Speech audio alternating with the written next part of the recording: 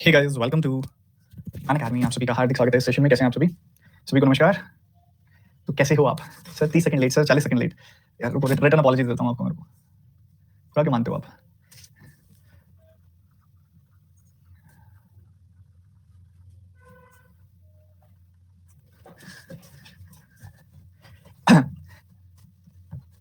कैसे हो आप? बताओ जल्दी से।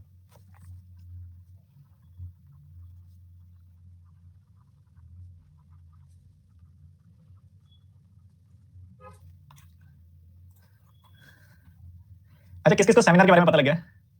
किस किस को सेमिनार के बारे में पता लग चुका है? और कितने बच्चों ने एनरोल कर लिया? व्हाट? ये मैं क्या देख रहा हूँ? मुझे दिखाई दे रहा है कि अभी तो कुल 6800 बच्चों ने एनरोल कर लिया उसके अंदर। मैंने आपके ग्रुप में शेयर किया था कल। आपके ग्रुप में शेयर किया था कल। I am going to conduct, मैं एक सेशन आपका सबका लेने वाला हूँ। एक फर्स्ट टाइम होगा ऐसा कुछ, एक लाइव अनअकैडमी पर स्पेशल क्लास जो होती है उसी फॉर्मेट में एक लाइव सेमिनार होने वाला है आप सबके लिए। और वो होगा कमिंग संडे को सुबह 10 बजे। लिंक आपको पता है, बड़ा सिंपल लिंक है। क्या करोगे? लिंक कई बार कनेक्ट करता है, कई बार नहीं करता। आप मेरी प्रोफाइल पे जाओ, आशीष अरोड़ा सर्च करो, स्पेशल क्लासेस के साथ में जो सीओ लिखा है उस पर क्लिक करो, आपको लिखा दिख जाएगा द अल्टीमेट सेमिनार। अरे 10 बजे तो कॉम्बेट होता है ना यार। ओहो, गलत टाइम कर दिया ना मैंने। कोई नहीं, 11 बजे मैं चेंज कर दूंगा उसको। ठीक, 11 बजे करवा दूंगा। 11 बजे करवा दूंगा, ठीक है, कोई बात नहीं। अभी सब बच्चे रेडी है कि नहीं आज की क्लास के लिए? ये बता दो पहले तो। आज की क्लास बहुत तगड़ी होने वाली है, बहुत तगड़ी वैरायटी आज की डीआईस की क्लास में। मतलब लिटरली कल मैं इतना एक्साइटेड था आज वाले मॉड्यूल को लेकर, क्योंकि आज का जो मॉड्यूल मैंने तैयार किया हुआ था मैं उसके लिए एक्साइटेड था कि आज बढ़िया बढ़िया डीआई सॉल्व करेंगे। कल हमारा इंटरनेट ही नहीं काम दिया। तो चलिए शुरुआत करते हैं। चेंज करवा लो सर। करवा लिया, चेंज हो गया। अब इंटरनेट की दिक्कत नहीं आएगी, पक्का इलाज कर दिया इंटरनेट का। चलिए, ये आपकी आज की पहली डीआई है, फटाफट से रीडिंग लेंगे। Below bar graph shows the production of cars from 3 different companies, namely Suzuki, Kia and Honda, in thousands during year 2015 to 2019. Cars जो बनाई गई हैं उसके बारे में बात की जा रही है यहाँ पे, ठीक है। और ये सारी की सारी जो कंपनीज हैं इनकी बात की जा रही है कि इन्होंने 2015 से लेकर 2019 तक कितनी कार्स मैन्युफैक्चर की हैं। ये जितनी भी कार्स मैन्युफैक्चर की हैं ये सारी की सारी वैल्यूज जो हैं ये थाउजेंड्स में हैं। तो अगर आप यहाँ पे नोटिस करें, मैं आपको जूम करके अगर दिखाऊं तो यहाँ पे अगर आप देखोगे, यहाँ वैल्यू 100 और 150 के बीच में है, यानी कि ये 125 वैल्यू है। यहाँ पे वैल्यू 100 है, यहाँ 150 है, यहाँ 150 है, यहाँ पे 125 और यहाँ 150 है। यहाँ 150 और 200 के बीच में, यानी कि 175 है, यहाँ पे 125 है। और यहाँ पे आपके सामने 175 है। ये 200 है, ये 175 है, ये 225 है। यहाँ वैल्यू 250 है, 225 और 200 है। ये सारी वैल्यूज आपके सामने रखी गई हैं। ये पूरा जो पार्टीशन है इसके मिड मिड में अगर कहीं रखी गई है वैल्यू तो रखी गई है, ठीक है। तो कुछ इस तरीके से डिस्ट्रीब्यूशन है, ठीक है। तो 2015 से 2019, 2015, 2016, 2017, 2018, 2019, तो इन पांचों सालों की बात हो रही है। इन 5 सालों में जो 3 कंपनीज हैं, सुजुकी को ब्लू कलर में दिखाया गया, टिया को यहाँ पर ऑरेंज कलर में दिखाया गया और होंडा को यहाँ पे ग्रीन कलर में, यहाँ पे ग्रे कलर में दिखाया गया। तो चलिए शुरुआत करते हैं। सारे नंबर थाउजेंड में भूलना मत। पहला सवाल, what is the average number of cars produced bye Suzuki during all the years taken together in thousand? फटाफट से बताएंगे सुजुकी का एवरेज कितना होगा।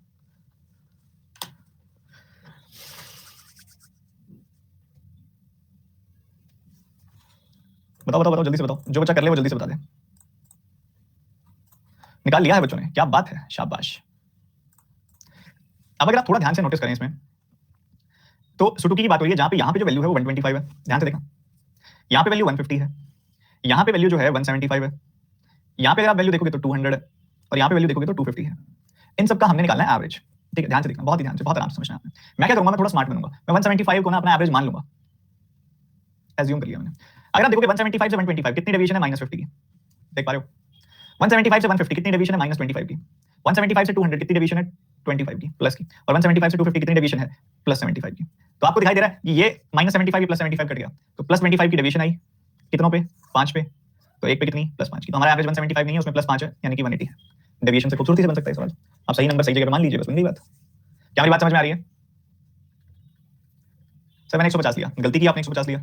175 लेना आइडियल था, क्यों? क्योंकि इससे छोटे भी 2 नंबर हैं, इससे बड़े भी 2 नंबर हैं, तो डेविएशन काफी कम आएगी आपकी। आपने 150 लिया तो आपकी डेविएशन 150 की आई होगी, आपने उसको 5 से डिवाइड किया होगा। उसके आपने 150 लिया तो आपकी जो डेविएशन है इसके अंदर अच्छी खासी आई होगी ना, तो आपने उसको डिवाइड किया, कितनी 150 की डेविएशन आई थी वहां पे।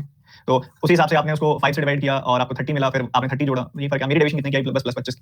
तो आप ये देखो ना कि बीच में कौन सा नंबर है, उस हिसाब से लो। 2 नंबर बड़े, 2 नंबर छोटे, काफी हद तक चीजें कट जाएंगी।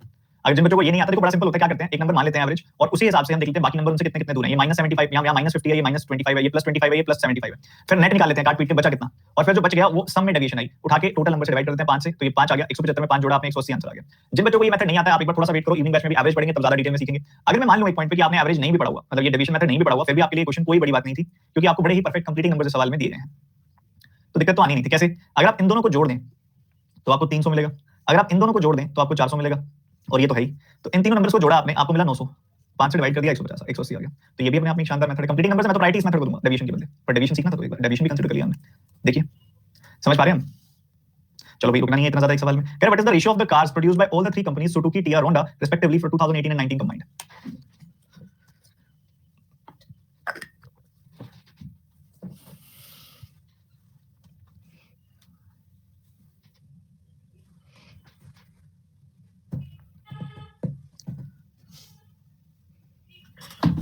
प्लस वाले बच्चों कितने बच्चे मॉक टेस्ट नहीं दे रहे हैं?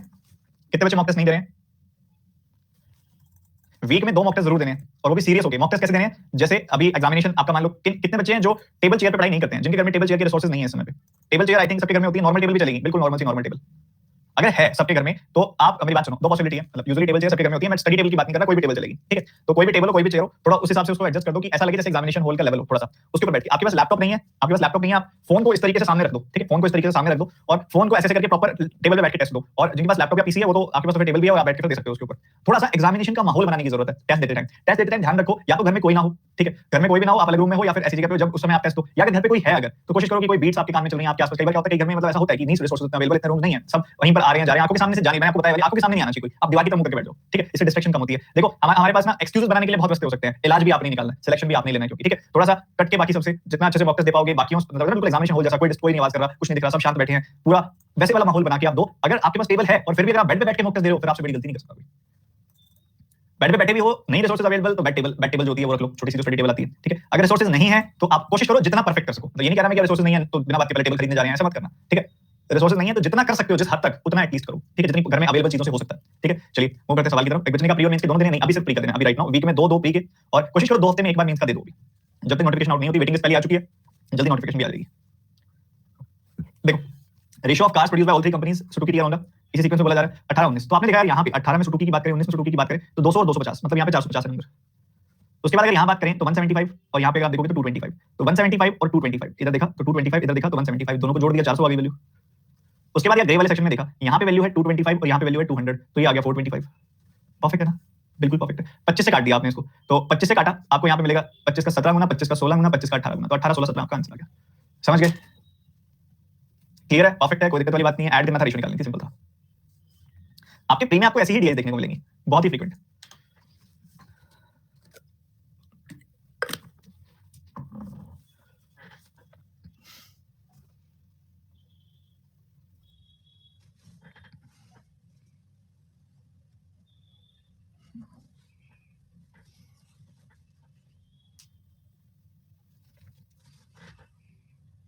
बताओ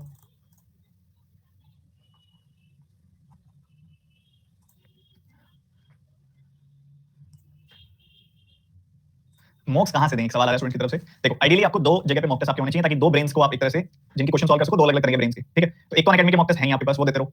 मेरे मॉक टेस्ट जो वीकली एक हो रहा है वो देते रहो। अभी जैसे अभी संडे को सैटरडे को था, उसका एनालिसिस नहीं हो पाया, अगले सैटरडे को जो होगा उसका एनालिसिस होगा। इस सैटरडे बहुत हेक्टिक शेड्यूल था, अगले सैटरडे आपका टेस्ट है, मेरे वाला टेस्ट देते रहो, ठीक है? एक टेस्ट तो आपका वो हो जाएगा, मैं नंबर ऑफ टेस्ट अगले महीने और बढ़ा दूंगा, ठीक है? मेरे जो हो रहे हैं वो आपको बिल्कुल टॉप नॉच लेवल के मिलेंगे। उसके अलावा अनअकैडमी पर वो जो टेस्ट हो रहे हैं, तो एक और आप कंपनी की आप कोशिश करो कि किसी और ऐप से आप एक मॉक टेस्ट और ले लो, ठीक है? वो टॉप की कंपनी होनी चाहिए जिसके बारे में मैंने अक्सर बात की भी, आप प्रैक्टिस में बोले बोर्ड या फिर अड्डा या फिर देखो जो भी और कंपनीज है, ठीक है? इन कंपनीज में से कोशिश करो कि एक का मॉक टेस्ट आपके पास हो, और भी कई सारी कंपनीज हैं, आप देखो आप अफोर्ड कर सको, आपकी पॉकेट अलाउ करती हो, और दूसरी चीज एग्जामिनेशन लेवल का हो, ठीक है? वो आपने देखे हुए एग्जाम के प्रीवियस ईयर पेपर्स थोड़ा आइडिया लगा सकते हो, ठीक है? दोनों चीजों के साथ जाते हुए एक और साथ में होना चाहिए आपके, दो दिमाग, दो ब्रेन्स को एक साथ लेके चलना है।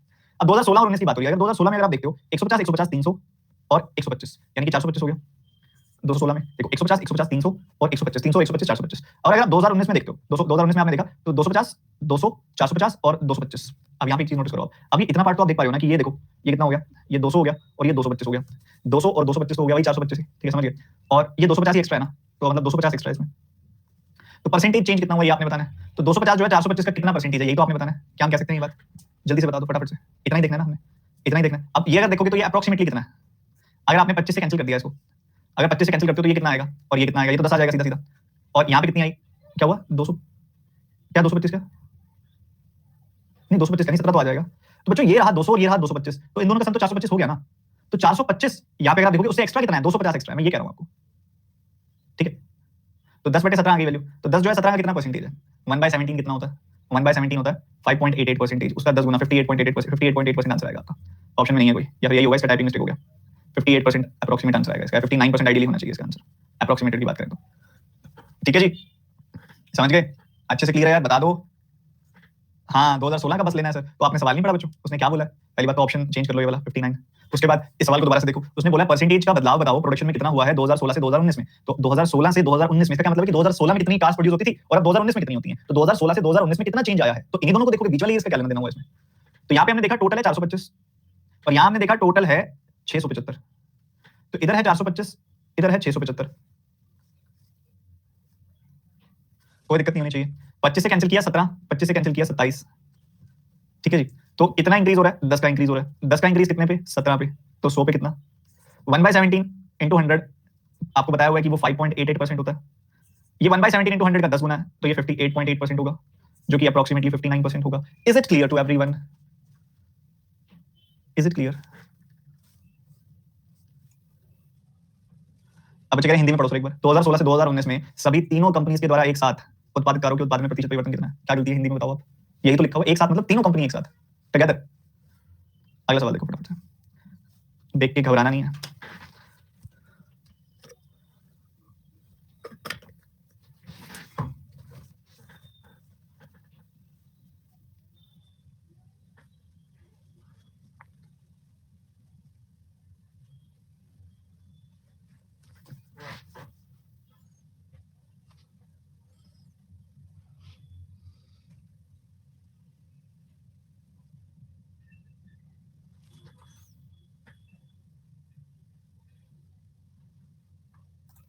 बताइए। शाबाश।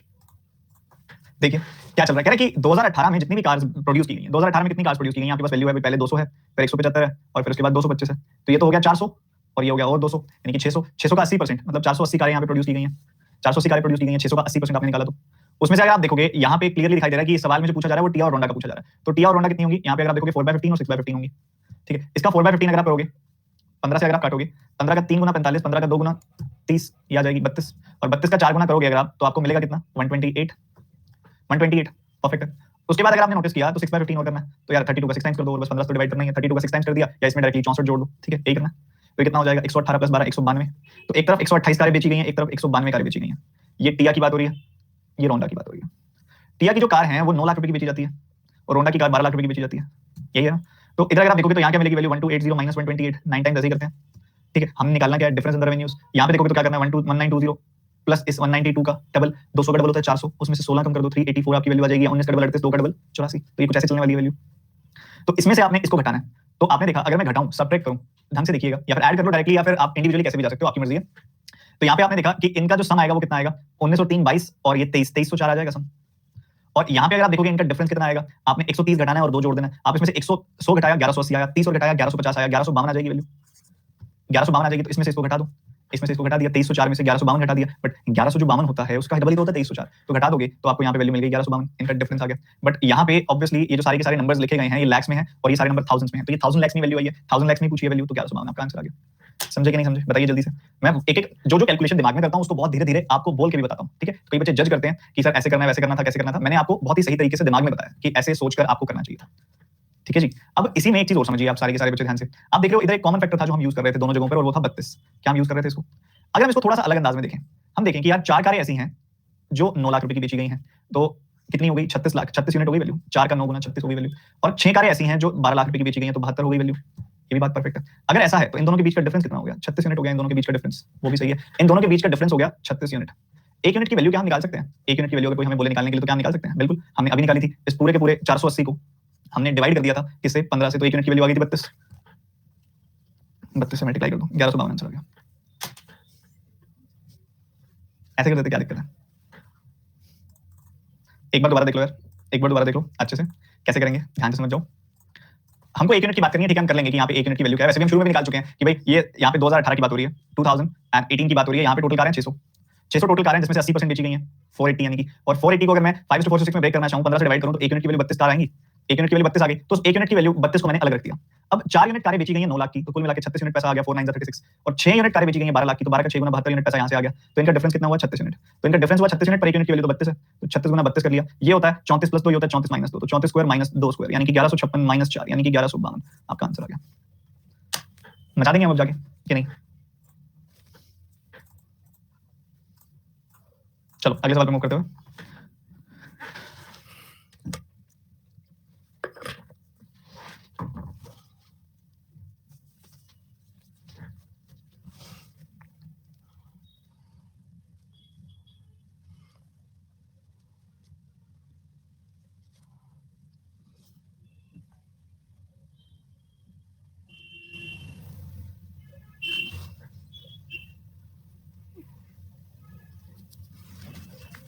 चलिए देखिए, इधर देखो, आप सब जानते हो कि मैंने मेंशन नहीं किया कि 2020 का ये जो इंक्रीज करना है वो कहां पे करना है।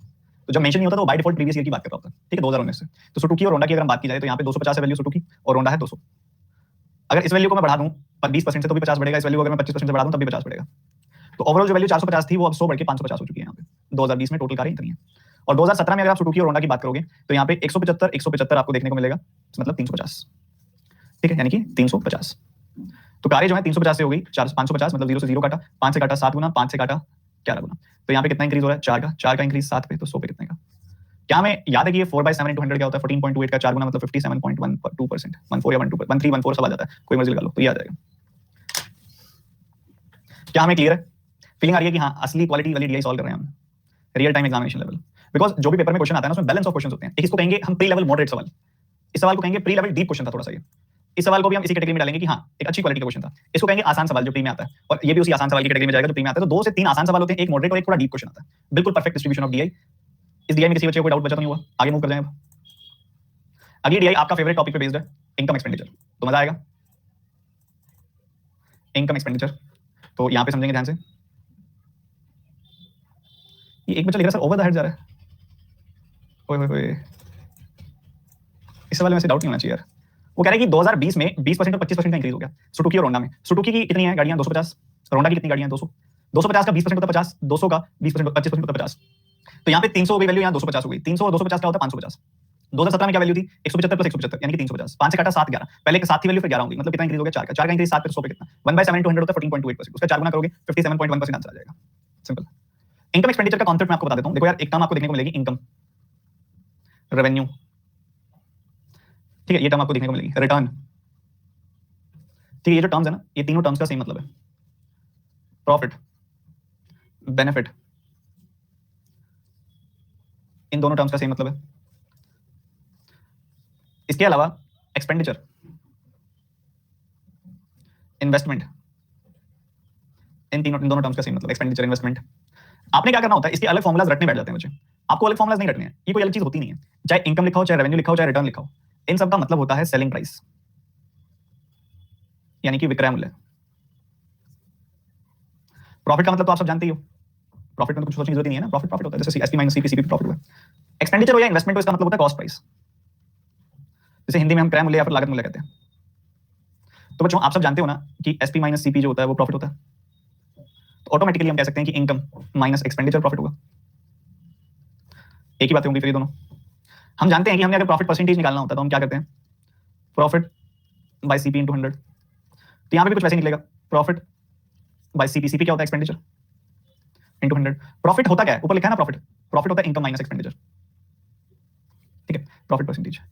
तो वो पेपर में ना प्रॉफिट बाय एक्सपेंडिचर इंटू 100 या रेवेन्यू माइनस एक्सपेंडिचर बाय 100 ऐसे टर्म्स देके ना आपको थोड़ा डराने की कोशिश करेंगे। आपने डरना नहीं, आपने बेसिक ध्यान रखना है। चाहे इनकम लिखा हो, चाहे रेवेन्यू लिखा हो, चाहे रिटर्न लिखा हो, उसका मतलब होता है सेलिंग प्राइस। एक्सपेंडिचर और इन्वेस्टमेंट लिखा हो तो उसका मतलब होता है कॉस्ट प्राइस, और प्रॉफिट का तो मतलब आप समझते ही हो। तो ये उन्हीं से फॉर्मुला बन के आए हैं, ठीक है। क्या क्लैरिटी है इस बात की? वहीं से आए हैं सारे फॉर्मुलास, तो आपने उसको फ्रेम ऑफ रेफरेंस मान के चलना है। अभी जो रेवेन्यू लिखा हुआ है, रेवेन्यू का मतलब तो सेलिंग प्राइस होता है, एक्सपेंडिचर का मतलब कॉस्ट प्राइस होता है। रेवेन्यू का मतलब सेलिंग प्राइस होता है, एक्सपेंडिचर का मतलब कॉस्ट प्राइस होता है।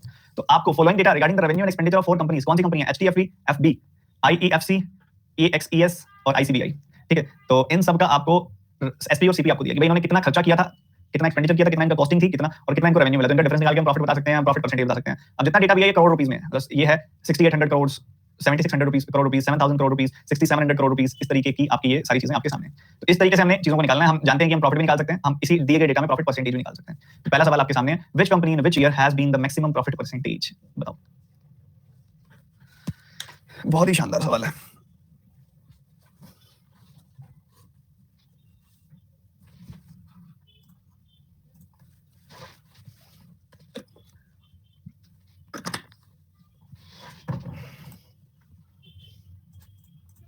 सर बहुत टाइम लगेगा, एक बच्चे ने तो हथियार गिरा दिए हैं, क्या सर बहुत टाइम लगेगा।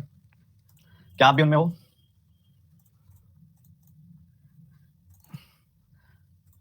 चलो जी देख लेते हैं फटाफट से। सबसे पहले अगर मैं बात करूं 2019 की, HIA, इसको मैं लिख रहा हूं HDIEAXIC।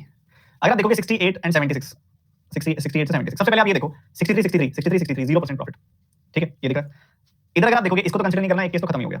उसके बाद अगर आप यहाँ पे देखोगे इन दोनों 0 से 0 काटा, 13 की चीज गई 14 में, मतलब 7.69% प्रॉफिट। यहाँ पे अगर आप 0 से 0 काटोगे, यहाँ पे प्रॉफिट कितना हो रहा है? 9 का प्रॉफिट हो रहा है 67 पे। यही है, और तो कुछ नहीं है। तो इस पर अप्रोक्सीमेटली अगर मैं 63 लूं तो 9 का 7 गुना 63 आएगा, मतलब 14% के आसपास प्रॉफिट हो रहा है। ठीक है, क्योंकि आपने डिनोमिनेटर को कम कर दिया तो आपकी वैल्यू 15% के आसपास जाएगी। ठीक है, लगभग 15% के आसपास वैल्यू जाएगी। ठीक है जी। उसके बाद अगर आप ये देख लिया आपने अप्रोक्सीमेटली, आगे अगर आप बढ़ोगे तो यहाँ 68 की चीज, यहाँ पे आपने देखा भाई ये दो अलग अलग यहाँ पे कंसिडरेशन है, उन दोनों की बात करें। यहाँ देखोगे तो 7 की चीज 1/7 1/8, ये देख रहे हो, तो यहाँ पे 7 की चीज 8 में गई है, तो एक का फायदा हुआ 7 पे, मतलब 14.28% का बेनिफिट हुआ। ठीक है जी। यहाँ पे अगर आप देखोगे 0 से 0 कट गया, आपने इसको काटा, ये आ गई वैल्यू आपकी 34 और इधर जो वैल्यू आ गई ये आ गई 39। तो यहाँ बेनिफिट कितना हुआ है? यहाँ बेनिफिट हुआ है 5 का, 5 का बेनिफिट हुआ है 34 पे। तो ये तो बहुत छोटा नंबर है, लगभग 1/7 है, बट ये भी 1/7 है, ऊपर भी 1/7 है, कई सारे 1/7 आ रहे हैं, पर कौन सा 1/7 बड़ा है, कौन सा 1/7 छोटा है, उसके ऊपर बात आ जाती है। ठीक है, तो अभी यही चीजें चेक करनी है हमने, क्योंकि इसमें तीनों में 1/7 के आसपास ही प्रॉफिट रहा है। यहाँ देख लेते हैं क्या कम है या ज्यादा है। यहाँ पे देखोगे तो 8 का प्रॉफिट हुआ 68 पे, 8 का प्रॉफिट हुआ 68 पे, या फिर मैं कैंसिल करूंगा तो मुझे दिखेगा क्लियरली कि 4 का प्रॉफिट हुआ 34 पे, तो ऑब्वियसली 5 का प्रॉफिट हुआ 34 पे, ये तो बड़ा है इससे, तो ये तो बात ही नहीं करनी। और यहाँ पे आप देखोगे 0 से 0 कैंसिल कर दिया मैंने, और यहाँ पे 37 के ऊपर कितना प्रॉफिट हुआ है आप देख रहे हो, यहाँ पे 6 का प्रॉफिट हो रहा है, 8 का डिवाइड किया 4 4/37 है, 4/37 है, यहाँ 5/34 है, न्यूमरेटर बढ़ गया डिनोमिनेटर भी बढ़ गया। इधर देखो न्यूमरेटर घट गया डिनोमिनेटर बढ़ गया, तो वैल्यू घटेगी, तो ये भी नहीं कंसीडर करना, ये भी नहीं कंसीडर करना। तो बच गया घूम फिर के कि प्रॉफिट तो 2020 में ही हो रहा है, ये तो सारे कट गए, प्रॉफिट तो 2020 में ही हो रहा है। अब इसमें हो रहा है, इसमें हो रहा है, इसमें हो रहा है, वो हम देख लेते हैं। ठीक है, सबसे पहले यहाँ पे तो क्लियर है कि 7 रुपए की चीज जा रही है 8 में, मतलब एक का प्रॉफिट हो रहा है 7 में, मतलब एक्जैक्टली 14.28% प्रॉफिट हो रहा है। ठीक है, यहाँ पे अगर आप देखोगे 0 से 0 कैंसिल हुआ 34 एंड 39, 5 का प्रॉफिट हो रहा है 34 पे, 5 का प्रॉफिट हो रहा है 34 पे, आप काटोगे ना, 5 से काटते हो आप इसको यहाँ पे डिनोमिनेटर को, तो ये नंबर जो है आप 35 कर रहे हो, मतलब ये जो नंबर आएगा ये 14.28% से बड़ा होगा या छोटा होगा ये देखना है। और इसी के साथ ही ये भी हमने अप्रोक्सीमेटली यही जज करना है यहाँ पे, क्योंकि यहाँ पे अगर आप देखोगे कैंसिल किया आपने तो 9 का प्रॉफिट हो रहा है 67 पे, तो 1/7 बड़ा है, 5/34 बड़ा है, या 9/67 बड़ा है, इसका अंदाजा कैसे लगेगा अभी मैं बता रहा हूँ, ध्यान से देखना। आपने देखा कि 5/35 कर रहे हो आप, ठीक है, ये 5/37 है, ये 5/35 है, तो इन दोनों में से कौन सा बड़ा है? देखो ये 1/7 5/35 होता है, और यहाँ पे अगर आप देखोगे तो 9/67 है, इसको मैं लिख दूं 9/63, ये 1/7 होता है 9/63 भी, इस तरीके से हम चेक कर सकते हैं। अब डिनोमिनेटर तो न्यूमरेटर तो बराबर है, डिनोमिनेटर अगर आप देखोगे डिनोमिनेटर इसका बड़ा है, अगर डिनोमिनेटर इसका बड़ा है तो नंबर तो ये बड़ा हो गया यार, ये हम कह सकते हैं। तो 1/7 से तो बड़ा नंबर है ये 5/34, क्या हम ये बात समझ पा रहे हैं? और यहाँ पे अगर आप देखोगे डिनोमिनेटर इसका बड़ा है, डिनोमिनेटर इसका बड़ा, तो नंबर ये बड़ा हो गया। तो घूम फिर के पता चला कि IEFC 2020 में सबसे बड़ा है, IEFC 2020 में सबसे बड़ा है। किस बच्चे ने निकाल लिया था बताओ, बताओ बताओ बताओ। अभी कुछ बच्चे पता क्या करेंगे, कुछ बच्चे कहेंगे सर हम ये ना छोड़ देंगे पेपर में ये वाला सवाल। अब ना उन बच्चों ने इस क्वेश्चन की लर्निंग भी छोड़ दी, आपको पता है कितने बच्चे हैं ऐसे। अब कुछ बच्चे कह रहे हैं ऑप्शन से करेंगे, ना भी तो आंसर हो सकता है, क्या पता इन चारों में से कोई हो ही ना, ऑप्शन से करने का क्या लॉजिक हुआ इस सवाल के अंदर। अब एक बात बताओ, देखो पहली बात तो मुझे मेरी क्लास में सिर्फ वही बच्चे चाहिए जो क्वेश्चन की लेंथ में जज ना करके लर्निंग पे जज करें। ठीक है, अगर इस क्लास में ऐसे बच्चे हैं जो ये सोचते हैं कि सवाल थोड़ा सा लेंथी क्या हुआ, ये तो एग्जाम लेवल का है ही नहीं, ये तो एग्जाम में आ ही नहीं सकता, मैं इसको तो करूंगा ही नहीं, भाई कल को मैं आपके सिलेक्शन के, अगर आप सिलेक्ट भी हो जाते हो तब भी मैं जिम्मेदारी नहीं लूंगा इस चीज की कि मैंने सिलेक्ट कराया या मेरी क्लास से बच्चा सिलेक्ट हुआ। मैं ना सिलेक्ट होने की बात नहीं कर रहा हूं, उसकी तो बिल्कुल भी नहीं लूंगा, सिलेक्ट होने की भी नहीं लूंगा, क्योंकि मैं यहाँ पे सिखाने आया हूँ। ठीक है, प्लीज सीखिए। ठीक है, अब बात आती है कि इसको क्या हम और तरीके से कर सकते थे। ठीक है, क्या हम कोई और तरीका भी इसके अंदर सोच सकते थे, ये बहुत ही जनरल तरीका था जिसके बारे में मैंने यहाँ पे बात की। ठीक है, सबसे पहली चीज ये हमारा केस तो बाहर हो गया था पहले, यहाँ में दिख रहा था कि 0 से 0 कट रहा है, तो 13 रुपए की 5 से काटा तो 13 की चीज 14 में गई, मतलब 7.69% का प्रॉफिट हुआ। यहाँ पे हमने देखा कि यहाँ पे हमारा जो प्रॉफिट हुआ है वो कितने का प्रॉफिट हुआ है, हमने काटा 0 से 0, दोबारा बता रहा हूँ सारी चीजें ध्यान से देखो एक बार। हमने देखा कि यहाँ पे 37 की चीज गई 41 में, तो यहाँ पे हमें दिखाई दे रहा है 37 की चीज गई 41 में, मतलब 4 का प्रॉफिट हो गया 37 पे, हम ये बात बोल सकते हैं। परफेक्ट, यहाँ पे हमने देखा हमने 4 से कैंसिल कर दिया इसे, और हमें क्लियरली दिखाई दिया कि भाई यहाँ पे 4 से कैंसिल करेंगे तो 17, और यहाँ पे 4 से कैंसिल करेंगे तो हमें मिलेगा 19, तो 2/17 का यहाँ पे हमें दिखाई दे रहा है कि फायदा हुआ है। 2/17 हम बता सकते हैं कितना होता है, 5.88 का डबल हो जाएगा, मतलब 11 पॉइंट समथिंग % का हमारे यहाँ पे प्रॉफिट आएगा।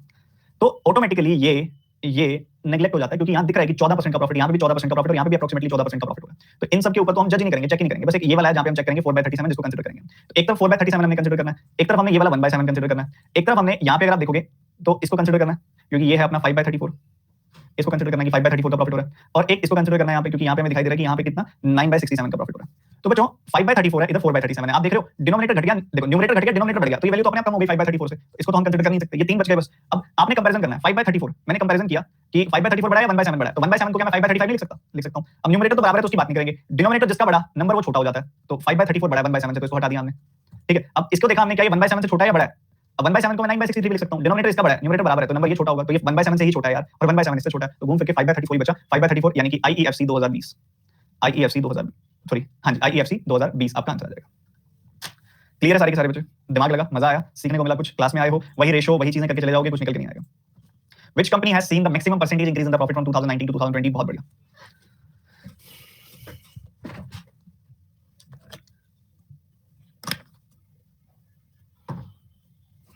ये तो आसान सा सवाल है यार।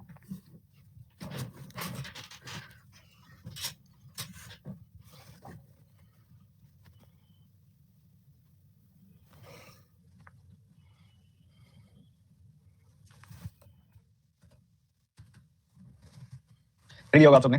लास्ट वाला तो ऐसे गेम में नहीं है क्योंकि उसका तो जीरो प्रॉफिट है दोनों जगह पे। आप देखो कि यहाँ 2020 और 2019 की अगर हम बात करें तो इधर तो 1000 का प्रॉफिट हो रहा है पहले केस में, इधर भी 1000 का प्रॉफिट हो रहा है, और इधर अगर आप देखोगे तो 900 का प्रॉफिट हो रहा है। यहाँ आपने देखा 800 का प्रॉफिट है, यहाँ आपने देखा इधर फिर 800 का प्रॉफिट है, और यहाँ आपने देखा 500 का प्रॉफिट है। यहाँ 20% का इंक्रीज है, यहाँ 80% का इंक्रीज है, तो ऑब्वियसली ये एक्सेस में होगा ऐसा। इतना ही था सवाल। तो मैक्सिमम परसेंटेज इंक्रीज किसमें हो रहा है, और कहने को सर कितना डिफिकल्ट दिया ही है, और जिसका परसेंटेज की थोड़ी सी समझ है उसके लिए कोई बड़ी बात नहीं है। अब एक बच्चा कह रहा है सर हमें समझ नहीं आया। बच्चों देखो यार, मैंने शुरू में बताया आपको, आई थिंक आपने मिस किया वो चीज। रेवेन्यू का मतलब सेलिंग प्राइस होता है, एक्सपेंडिचर का मतलब कॉस्ट प्राइस होता है। सेलिंग प्राइस में से कॉस्ट प्राइस घटा तो प्रॉफिट आता है, तो रेवेन्यू में से एक्सपेंडिचर घटाओगे तो प्रॉफिट आएगा। यहाँ 2019 में कितना प्रॉफिट है, अगर मैं एचडीएफ यहाँ पे बात करूँ एचडीएफबी की, तो 7600 में से आपने 800 घटाया, 800 का प्रॉफिट है। यहाँ आईएफसी का कितना प्रॉफिट है, 8200 में से 7400 घटाया, 800 का प्रॉफिट है। इधर कितना प्रॉफिट है, इधर प्रॉफिट है 500 का बच्चों। इधर अगर आप देखोगे कितना प्रॉफिट है 1000, इधर अगर आप देखोगे कितना प्रॉफिट है 1000, इधर अगर आप देखोगे कितना प्रॉफिट है 900। लास्ट वाले की बात करने का कोई लॉजिक नहीं है क्योंकि 0 प्रॉफिट है, कोई चेंज नहीं हुआ उनका। तो यहाँ पे देखा बच्चों, यहाँ 200 का इंक्रीज हुआ 800 पे, मतलब 25% इंक्रीज हो गया, मैं ये बोल सकता हूँ। यहाँ 200 का इंक्रीज हो गया 800 पे, मतलब अगेन मैं कह सकता हूँ कि 25% का इंक्रीज हो गया। यहाँ 400 का इंक्रीज हो गया 500 पर, यानी कि मैं कह सकता हूँ कि 80% इंक्रीज हो गया, क्योंकि 400 500 का 80% होता है। तो बच्चों सबसे मैक्सिमम परसेंटेज इंक्रीज 2019 से 2020 किस कंपनी में देखा गया प्रॉफिट में, तो हमने ये एक्सेस में देखा है। हम ये बात बोल सकते हैं, बता दो हमें। अगला सवाल।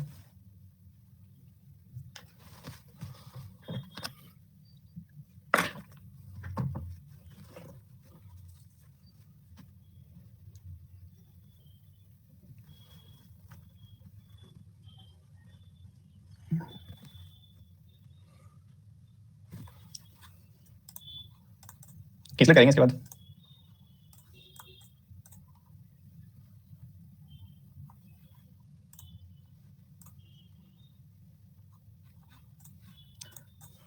एचडीएफबी 2019 की बात कर रहे हैं, तो यहाँ पे प्रॉफिट परसेंटेज कितना हुआ बच्चों, आपको दिखाई दे रहा है कि 6800 से वैल्यू होगी 7600, तो मतलब यहाँ पे 800 का प्रॉफिट हुआ है 6800 पे। तो 100 पे कितने का, 4/34, इसको हम 2/17 लिखेंगे, 2/17 × 100 लिखेंगे, कोई दिक्कत नहीं है। 5.88% का डबल हो गया, ये हम कह सकते हैं। और वो कितना होता है, 11.76 होता है। ठीक बात है कि नहीं है। उसके बाद ये कह रहा है एक्सेस 2020, एक्सेस 2020 में अगर आप देखोगे तो 900 का प्रॉफिट हुआ है, 900 का प्रॉफिट हुआ है 6700 पे, तो 100 पे कितने का, तो ये 0 से 0 कट गया। ठीक है, अब उसके बाद इस 77 को हम अप्रोक्सीमेटली कह सकते हैं कि ये जो वैल्यू होगी 66 ले सकते हैं, 9/66 × 100, और उस हिसाब से आपने इसको 3 से कैंसिल किया तो ये 3 आ गया, ये 22 आ गया। 3/22 हम निकाल सकते हैं, बिकॉज 1/11 हमको पता है कि वो होता है 9.09, तो उसी हिसाब से हम 1/22 बता सकते हैं कितना होगा, और वो चीज कोई दिक्कत नहीं करेगी। तो ऐसे परसेंटेज में आपको बताया हुआ है वो 4.5 हो जाएगी वैल्यू, 4.54 कर दो, ज्यादा करना है तो अंदाजन तो हम बता सकते हैं। चलो 4.54 कर दिया, उसका 3 गुना कर देंगे तो 454 का अगर आप 3 गुना करोगे तो ये कुछ 13.62 आपको वैल्यू मिलेगी यहाँ पे। ठीक है, 13.62 आपको वैल्यू मिलेगी, इसमें अप्रोक्सीमेटली यहीं तक जा रही है वैल्यू, तो 13.62 वैल्यू आई है, इसमें आप जोड़ दो तो ये 25 के आसपास वैल्यू चली जाएगी, उसके आसपास, उससे ज्यादा तो कहीं नहीं जा रही है वैल्यू, तो नियरेस्ट में नहीं है। चलो हमने यहाँ पे चेंजेस किया ना थोड़ा सा, 67 को 66 कर लिया, हमने डिनोमिनेटर को बढ़ा दिया तो हमारी वैल्यू थोड़ी सी बढ़ गई है, मतलब डिनोमिनेटर को घटा दिया तो हमारी वैल्यू थोड़ी सी बढ़ गई है, तो ये जो 25 पॉइंट समथिंग आ रही है हमारा ज्यादा आ रहा होगा नंबर, बट तो गैप ही बहुत ज्यादा हो गया इसमें। नहीं डी तो हो ही नहीं सकता, डी नहीं हो सकता इसका आंसर, 25.12 ही कर लो बस इसको, और कोई है ही नहीं नियरेस्ट इसमें, 25 होगा इसका आंसर, यही आ रही है ना। चलो सबकी आंसर तो यही आया ना 25.12, ऑप्शन में थोड़ा बहुत गड़बड़ होगी, ऑप्शन में गड़बड़ होगी, हमारी वैल्यू जो आएगी ना 25 के आसपास आएगी एक्जैक्टली। अब वो 24 पॉइंट समथिंग हो सकती है, इसका एक्जैक्टली अगर देखेंगे तो सर 67 को 63 लेते हो वो बहुत ज्यादा कम हो जाएगा, अगर आप 67 को 63 लेते हो तो वो बहुत ज्यादा कम हो जाएगा, इसलिए मैंने नहीं लिया। सिर्फ एक का ही डिफरेंस, कम से कम अगर आप अप्रोक्सीमेशन करोगे तो थोड़ा फर्क पड़ सकता है, इससे ज्यादा तो फिर गड़बड़ करेगा। ठीक है, कम से कम अप्रोक्सीमेशन यही थी कि 67 को 66 करते थे, 63 करते तो बहुत कम हो जाता, वो गलत है। तो यहाँ पे हमने देखा भाई 25% नियरेस्ट आंसर आएगा, तो इन ऑप्शंस को छोड़ो, कोई मिस्टेक हुई होगी टाइपिंग की, 25% इसका आंसर आएगा। कह रहा है ratio of the numerical values of approximate profit percentage of HDFB and, ये बहुत अच्छा क्वेश्चन है। जब रेशियो निकालनी होती है ना अप्रोक्सीमेट परसेंटेज प्रॉफिट की, वहां पे मजा आता है। चलो देखते हैं कितने बच्चे बता पाएंगे।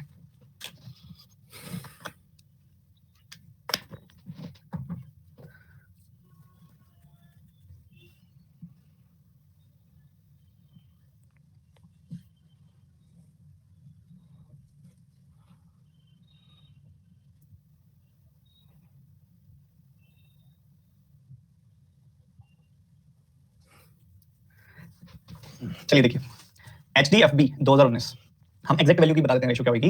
एचडीएफबी में हम जानते हैं कितना प्रॉफिट हुआ है, 2/17 का प्रॉफिट हुआ, पिछले साल भी निकाला 2019 में 2/17 × 100, और यहाँ कितना प्रॉफिट दिखाई दे रहा है 1/7 × 100, 14-17 की रेशियो होगी। अब 14-17 में आप जो लिंक देख पा रहे हो वो किस ऑप्शन में नियरेस्ट लिंक है, आपने बस वो देख लेना किस ऑप्शन में यही लिंक मिलेगा। अब आपको देख पता है कि 14 का 1.5 गुना होता है 21, अब क्या 17 का 1.5 गुना 25 होता है। 17 में अगर आप 17 का आधा जोड़ते हो, 17 का आधा यानी कि 8.5 जोड़ते हो तो कितना आता है, आपने देखा 25.5 आता है तो बहुत नियरेस्ट, इसके बहुत नियर जा रहे हो तो ये ऑप्शन हो सकता है। ठीक है, उसके बाद अगर आप यहाँ देखो 17 का लगभग डबल हो गया पर 14 का डबल नहीं हुआ। 41 51, 17 का 3 गुना हो गया 51, 14 का 3 गुना हो गया 42, ये भी नहीं है, बहुत नहीं है ये भी। 47 61 की बात करें अगर हम, तो 47 61 तो नहीं हो सकता क्योंकि वो बहुत ज्यादा दूर है, और 38 65 तो डबल ही हो गया, तो वो नहीं हो सकता। तो ये या तो सी होगा या ए होगा। अब या तो सी होगा या ए होगा, उसमें सबसे नियरेस्ट कौन सा हम ये देख लेंगे और उस हिसाब से हमारा आंसर आ जाएगा। तो ए और सी में से हमने डिसाइड करना है। अब यहाँ पे 17 का 3 गुना किया तो आपका 51 आ रहा है, 14 का 3 गुना किया आपका 42 आ गया, और यहाँ पे देखो तो 21 का 1.5 गुना कर रहे हो और इधर 25 का 1.5 गुना, इधर सॉरी 14 का 1.5 गुना कर रहे हो तो 21 आ रहा है, और 25 का 1.5 गुना यहाँ पे 17 का 1.5 गुना कर रहे हो आप, तो आपको मिल रहा है 25.5। तो ज्यादा नियर तो ए ऑप्शन है, ज्यादा नियर तो ए ऑप्शन को कंसीडर करना चाहिए, ज्यादा क्लोज तो यही है। एक और तरीका बता देता हूं इसको मैं करने का, भाई ये क्या होता है 14.28% और ये क्या होता है 11.76%, ये होता है। तो इस हिसाब से आप इसका भी यहाँ पे अगर आप कैंसिल करना चाहो 1176 1428 तब भी आप नियर पहुंच जाओगे काफी, बट मेरे हिसाब से यही आएगा, इसके अलावा और कोई नियरेस्ट है नहीं। ये सबसे सही तरीका निकालने का वैसे तो 14 17 आ गया, 14 17 के सबसे नियर जो रेशियो है वही देखना पड़ेगा। 41 51 भी मेरे हिसाब से यहाँ पे कॉन्ट्राडिक्टिंग है ये दोनों ऑप्शंस, क्योंकि ये दोनों के दोनों नियर है यार, इन दोनों में से जज करना ना। अब मैं इसको कह तो दूं कि इसका 1.5 गुना कर रहा हूं तो इधर कम डेविएशन है, सिर्फ 0.5 की डेविएशन है, इधर 41 का बस 42 हो जाता तो एग्जैक्ट आ जाती, पर वो नंबर भी तो बड़ा हो गया, ये भी तो फर्क आ जाता है, तो एक तरह से कॉन्ट्राडिक्टिंग है। तो मैं इसका आंसर अगर मेरे हिसाब से पूछोगे तो वो होना चाहिए both A and C, both A and C can be the ratio of the approximate values, ठीक है, both A and C can be the answer। अब एग्जाम में अगर आएगा तो A और C में से कोई एक ऑप्शन आपको मिलेगा, तो इस तरीके से चेक करना आना चाहिए जिस तरीके से मैंने चेक किया। क्या क्लियर है? ऐसे ऑप्शन आएंगे, आ सकते हैं, आ सकते हैं। क्या मेरी बात समझ में आ रही है जो समझाना चाह रहा हूँ? देखो जो बच्चे कह रहे नहीं समझ में आया, मुझे एक बात बताओ, सारी बातें छोड़ के मुझे एक बात बताओ, रेशियो कैसे निकाली वो तो समझ में आ गया ना। प्रॉफिट परसेंटेज की रेशियो 2/17 into 100 और इस तरफ 1/7 into 100, यही तो होता है प्रॉफिट परसेंटेज। तो 0 से 0 कट गया, क्रॉस मल्टीप्लाई किया, 14 17 की वैल्यू। अब ये वाला ऑप्शन, ये वाला ऑप्शन और ये वाला ऑप्शन 14 17 से कौन सा दूर है? ठीक है, बहुत दूर है, बट अगर आप इसको देखते हो तो ये काफी क्लोज है। क्यों क्लोज है? क्योंकि 14 17, 14 से अगर 21 जाना हो मुझे तो क्या करना पड़ेगा, 1.5 टाइम्स करना पड़ेगा।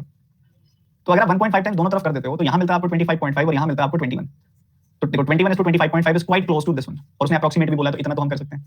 इसके भी काफी क्लोज है ये, क्यों? क्योंकि 14 17 को अगर दोनों तरफ आप 3 गुना कर देते हो तो 42 और 51 मिलता है, जो ऑब्वियसली काफी क्लोज है। तो इसका आंसर होगा both A and C can be our answers if we consider approximate percentage profit. I think इस लेवल पे हम नहीं गए हैं, प्री लेवल पे कभी भी, प्री लेवल में इस लेवल पे हम नहीं लेके गए हैं चीजों को, जितना मजेदार और जितना डीप हम जा रहे हैं बहुत कुछ सीखने को मिल रहा होगा। सर मैंने अब यहाँ पे ऑप्शंस पे मत आओ, आप यहाँ ऑप्शंस पे जज मत करो, ठीक है, कि सर ये ऑप्शन ऐसे। पेपर में जो आएगा ना, देखो यहाँ पे क्या है कि ऑब्वियसली कंटेंट टीम चाहे कितना ही अच्छी स्टूडेंट हो मेरी, बट इतना डीप एक टीचर का ब्रेन ही जा सकता है कि वो ऑप्शंस को इतना प्रिसीजन से देख पाए। तो आप ऑप्शंस पे मत जाओ, आप क्वेश्चन को देखो बस। और मैंने तो बस सारे के सारे ऑप्शंस को ही खोल दिया कि इसकी क्या लिमिट है, किस लेवल पे आप जा सकते हो, ठीक है। 11.76 से अगर आप करोगे फिर तो फंस जाओगे, ठीक है। 11.76 से करोगे फिर तो आप फंस गए, ठीक है। ऐसे बनाना पड़ेगा सवाल को, और फिर उसके बाद आपको ऐसे चेक करना पड़ेगा। For all four companies combined approximately what is the percentage increase in the sum of their profits from 2019 to 2020? बता दो।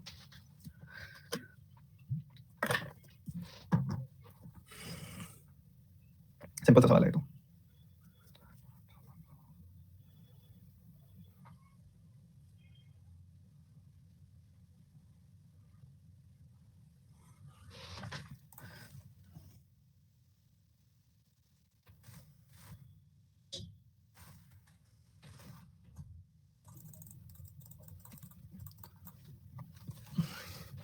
देखिए सारी कंपनीज के प्रॉफिट की बात हो रही है। यहाँ पे आप जानते हो कि 800 का प्रॉफिट था, यहाँ पे 800 का प्रॉफिट, यहाँ पे 500 का प्रॉफिट, यहाँ पे 0 का प्रॉफिट, यहाँ 1000 का प्रॉफिट है, यहाँ 1000 का प्रॉफिट है, यहाँ 900 का प्रॉफिट है, तो और यहाँ 0 का प्रॉफिट है। तो 800 800 500 2100 का प्रॉफिट है, 1000 1000 900 2900 का प्रॉफिट है। तो percentage increase in the profit हमने बताना है, तो 800 का इंक्रीज हो गया, 8 का इंक्रीज हो गया 21 पे, 8 का इंक्रीज हो गया 21 पे, तो 100 पे कितने का? 8 को लिखा मैंने 7 + 1 बटे 21, ठीक है।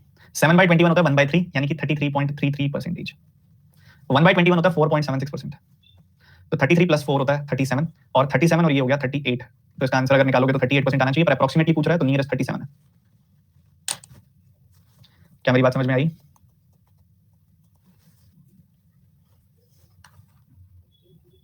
बहुत बढ़िया सर, नन ऑफ दीस होता तो इतना चलता है अप्रोक्सीमेशन में, इतना चलता है अप्रोक्सीमेशन में। सर 8/24 नहीं ले सकते, बिल्कुल भी नहीं ले सकते, ये तो बहुत ही गलत अप्रोक्सीमेशन हुई। इतनी अप्रोक्सीमेशन थोड़ी ना होती है। 21 को 20 भी नहीं ले सकते, नहीं ले सकते। जब आपके ऑप्शन इतने क्लोज होना कि 37 भी है और 31 भी है, तो फिर आप नहीं ले सकते इतना। थोड़ा सा ऐसे अप्रोक्सीमेशन कहां से सीखी है, कहां से सीखी है ये वाली अप्रोक्सीमेशन कि 21 को 20 लिख लो जब इतने क्लोज ऑप्शन हो, और लाइक 21 को 25 लिख लो। मुझे पता है कहां से सीखी है, मैं नाम नहीं लेना चाहता, बस थोड़ा समझ जाओ बस, ठीक है। सीखी तो तुमने यूट्यूब से ही है, टीचर का नाम भी मुझे पता है कहां से सीखी है, ठीक है। मत करो, गलती हो जाएगी पेपर में, ठीक है। उनके ऑप्शन थोड़े ऐसे होते हैं, जिन भी टीचर से आप सीख के आए हो उनके ऑप्शन ऐसे होते हैं कि आप उतना बड़ा अप्रोक्सीमेशन भी कर दो तब भी आपका आंसर मैच कर जाता है, नहीं चलता। अब तुम इसी में देख लो, तुम 8/24 कर देते तो तुम्हारा क्या आंसर आ जाता? 33.33%। एक्चुअल में मैंने बहुत प्रिसीजन के साथ अप्रोक्सीमेशन किया, मैंने की नहीं अप्रोक्सीमेशन। 7/21 33.33, 1/21 चाहे कैलकुलेटर से चेक कर लो 4.76 होता है। तो ये देखो 76 एंड 33 आप जोड़ोगे तो ये लगभग 38.1% आ रहा है, तुम्हारा 33.33%, इतना बड़ा गैप। और 33.33 तो 31 के करीब तुम करोगे तो गलत हो गया। दूसरा बच्चा कहता है 8/20 कर लेते हैं हम, ये तो और बढ़िया है, 40% आ जाएगा। तुम्हारे आंसर से तुम कितना दूर हो ये देख लो, थोड़ा आराम से, ठीक है, थोड़ा बचाव करते हुए चलना। अब एक बच्चा कहता है 8/29 क्यों नहीं हुआ? बच्चे उसने पूछा परसेंटेज इंक्रीज फ्रॉम 2019 टू 2020, मतलब 2019 से 20 कितना इंक्रीज हुआ? तो बच्चों 8 का इंक्रीज हुआ है 21 पे हुआ है, क्योंकि 19 से पूछा गया है। Base value with respect to 19 है, वो तो बेस में 21 रखा जाएगा, ना कि 29। ठीक है जी। अगला है आपकी डीआई और आपका समय शुरू होता है। आप जल्दी से बनाएंगे, मुझे जानना है आपसे कि कितने बच्चे इस डीआई को जल्दी से बना के दिखाएंगे। कैसे डीआई प्री लेवल की, जल्दी से बनाओ।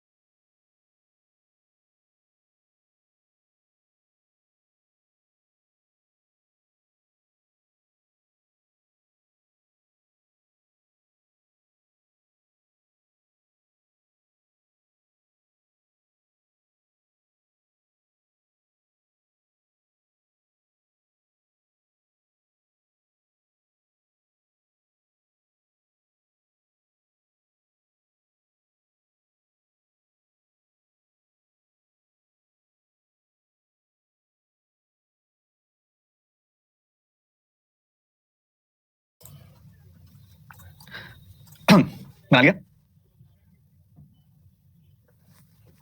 करो करो करो करो करो करो करो करो करो।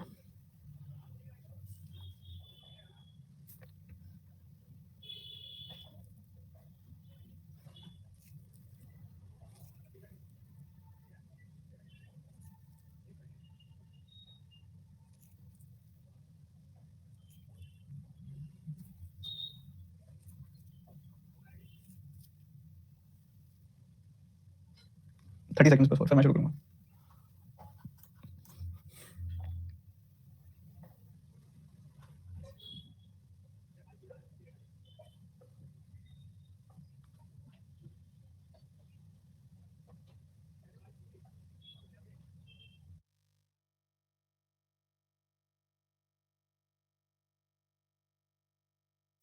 चलिए जी, शुरू करते हैं। कह रहे हैं कि 4 अलग-अलग स्टेट्स हैं। एक है स्टेट पी, एक है स्टेट क्यू, एक स्टेट आर है, एक स्टेट एस है। इन चारों स्टेट्स की बात हो रही है। ध्यान से सुनिएगा। एक स्टेट पी है, एक क्यू है, एक आर है, एक एस है। इन सब में कहता है कि कुछ तो मोनोप्लेक्स थिएटर्स हैं, कुछ मल्टीप्लेक्स थिएटर्स हैं। कुछ मोनोप्लेक्स हैं, कुछ मल्टीप्लेक्स हैं। ठीक है जी। इनकी बात की जा रही है हमारे सामने। अब हमने इनके नंबर्स को अरेंज करना है और उसी हिसाब से हमने चीजों को कैलकुलेट करना है कि क्या क्या आएंगी। हम टोटल की बात भी करेंगे साथ में कि टोटल थिएटर टोटल कितने हैं, चाहे वो यहाँ पे हो चाहे वो यहाँ पे हो। ठीक है जी। अब सबसे पहली चीजें कह रहे हैं कि पी के अंदर 20 कम है, मोनोप्लेक्स मल्टीप्लेक्स के कंपैरिजन में डिफरेंस दे दिया, कोई यूज नहीं है डायरेक्ट उसका अभी तक। फिर कह रहे हैं मोनो और मल्टी अगर क्यू में देखोगे तो वो 30% ज्यादा 45% कम है पी के कंपैरिजन में। ठीक है जी। फिर कह रहा है टोटल थिएटर्स क्यू के अंदर है 122, ये काम की चीज है। टोटल थिएटर क्यू में है 122। ओके। विच इज 61%, जो कि 61% है। मतलब 61% क्या है, 122 है। तो 1% की वैल्यू 2 हो गई, तो 100% की वैल्यू कितनी हो जाएगी, 200 हो जाएगी। तो ये 200 कहाँ है, 61% of the total theatres of R, यानी कि ये 200 जो है वो आर के अंदर है बच्चों। बिल्कुल ठीक है। फिर कह रहा है ratio of multiplex in are and P is 3:5। Multiplex की रेशियो दे दी कि वो 3:5 है, आर और पी में, जिसका हम कुछ नहीं कर सकते। फिर वो कह रहा है कि number of monoplex in S is 45% of the total number of theatres in S. Monoplex जो है वो 45% है एस के अंदर, इन कंपैरिजन अगर किया जाए उसका मल्टीप्लेक्स के साथ। मतलब वो ठीक है, वो 45% है, तो 9:11 की रेशियो आ जाएगी। 9/20 एक तरफ, 11/20 एक तरफ, वो ठीक है। हमारे पास रेशियो है इसकी 9:11 एस के अंदर जो मोनोप्लेक्स है वो इतने हैं। और उसके बाद कह रहा है and 3 more the number of monoplex in S is 45% of the total number of theatres in S and 3 more than the total number of monoplex in Q. Okay, Q में जो मोनोप्लेक्स है उनसे 3 ज्यादा भी हैं। तो ये कंपैरिजन, ये लिंक आपको दे दिया। अब इनका कैसे कैसे लिंकेज करनी होगी, हमने सब जितना भी था इसके अंदर उसका इस्तेमाल कर लिया। अब अगर हम इसको लिंक करते चलें तो कैसे कैसे डॉट्स कनेक्ट होंगे हमने वो देखना। इसके अलावा और कहीं रेशियो दी हुई है तो नहीं दी हुई है, इनकी आपस में रेशियो जरूर है हमारे पास। उसके साथ इसको लिंक किया हुआ है, इनका डिफरेंस है अपने पास, तो इनका इस्तेमाल करते हुए हमें आगे बढ़ना है। जो जो वैल्यूज दी गई हैं, कहीं एक ऐसा पॉइंट आएगा जहां पे दो वैल्यूज का इस्तेमाल यहाँ पे हो जाएगा या उन डिफरेंसेस में हो जाएगा, बस उसको देखना है। अभी तक ये सारा हमारा तो ना दिमाग में हम जैसे रीड करते हुए चलते हैं ना, तो ये इंट्रोडक्टरी एक तरह से था कि हमने रीडिंग ले ली इंट्रोडक्टरी, अब आगे बढ़ेंगे। क्या यहाँ तक किसी को कोई भी डाउट है, पहले तो बता दो मुझे। जो मैंने बताया कोई डाउट नहीं है, कोई दिक्कत नहीं है, सब क्लियर है। तो सब क्लियर है तो अब समझो इसको आगे कैसे इनिशिएट करना है। मैं ये वाला पार्ट इरेज कर देता हूँ और इसे भी।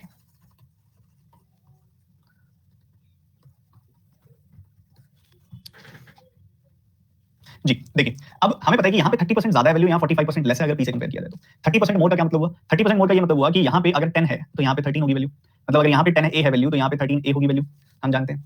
उसके बाद 45% लेस मतलब 9/20 लेस, मतलब अगर यहाँ 20 बी है वैल्यू तो यहाँ क्या हो जाएगी वैल्यू, यहाँ पे हो जाएगी अपनी वैल्यू उससे 9 कम, क्योंकि 45% उसका 9 होगा, यानी कि 11 बी।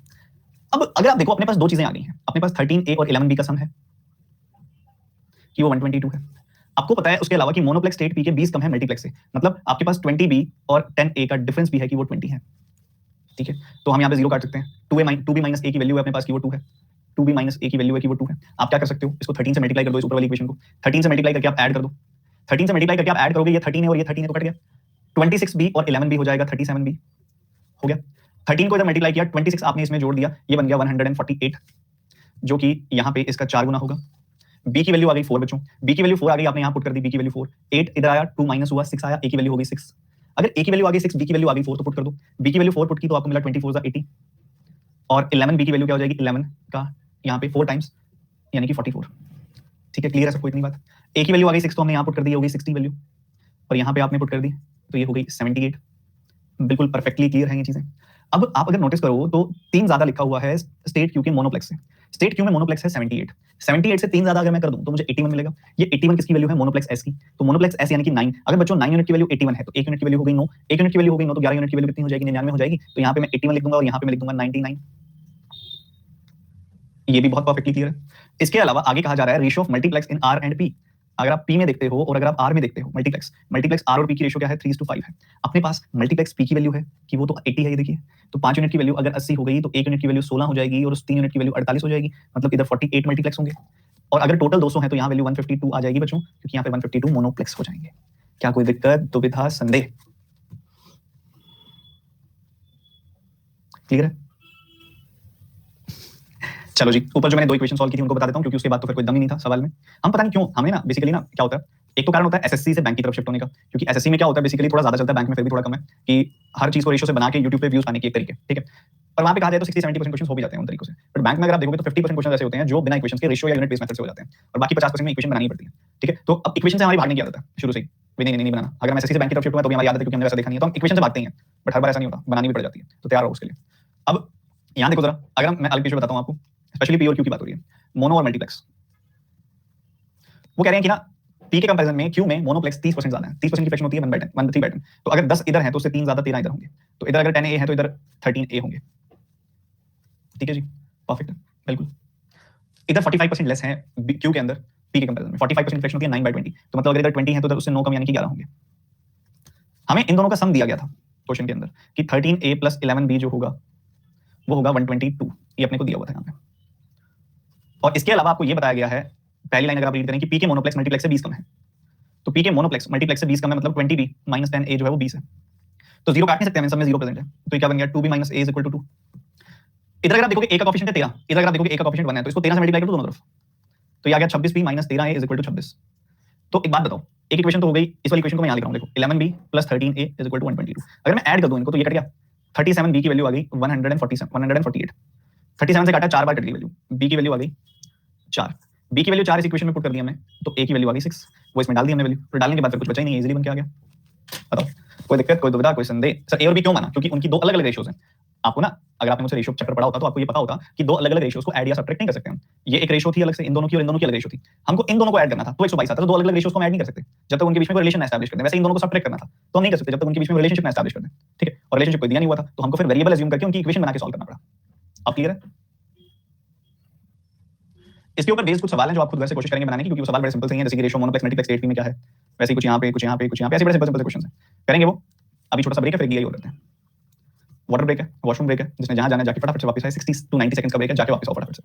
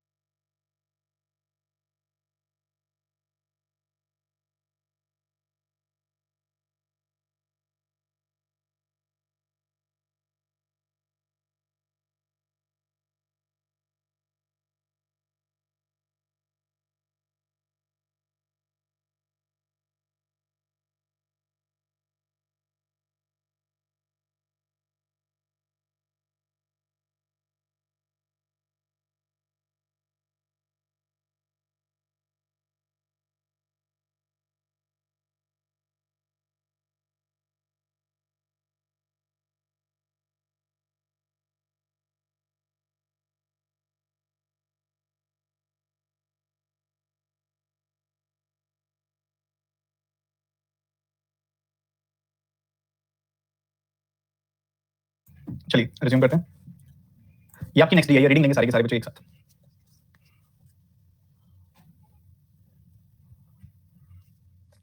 सारे के सारे बच्चे एक साथ रीडिंग लेंगे, क्या दिया गया है, इसको कैसे करना है सॉल्व, फिर हम बात करते हैं।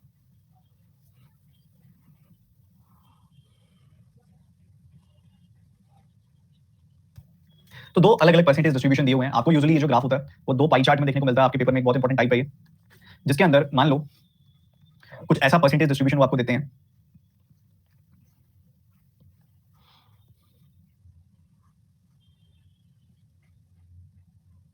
कुछ ऐसा डिस्ट्रीब्यूशन आपके पास जाता है, मान लो ये जो है डिनोट कर रहा है पी को, ये क्यू को, ये आर को, ये एस को, ये टी को, पी को, क्यू को, आर को, एस को, टी को। ये जो है मान लो टोटल स्टूडेंट्स का है, ये बॉयज का है। मतलब मैं कहना चाह रहा हूँ कि ऐसे भी देखने को मिल सकता है आपको।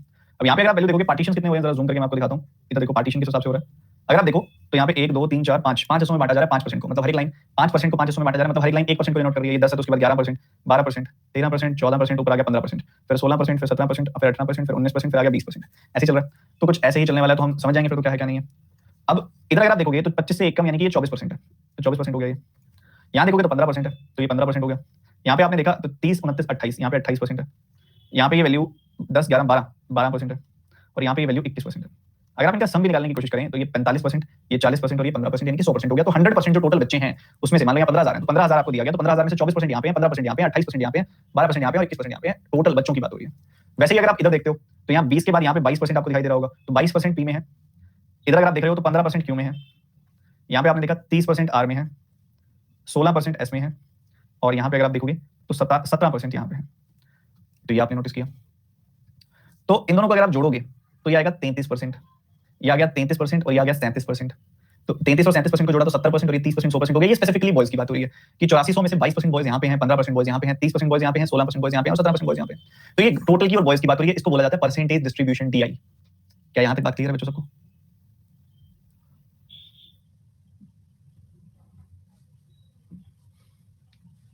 चलिए जी, डबल डी आई यहाँ ऐसी बनेगी। इसको ऐसा मतलब ये शक्ल इसकी ना ऐसी भी आ सकती थी, मैं ये कहना चाह रहा हूँ। ठीक है, इसकी शक्ल ऐसी भी आ सकती थी, वो एक ही बात है। चलो बनाओ। कह रहे total girls from Q and S together are what percentage of the total students from R and S together. बताओ।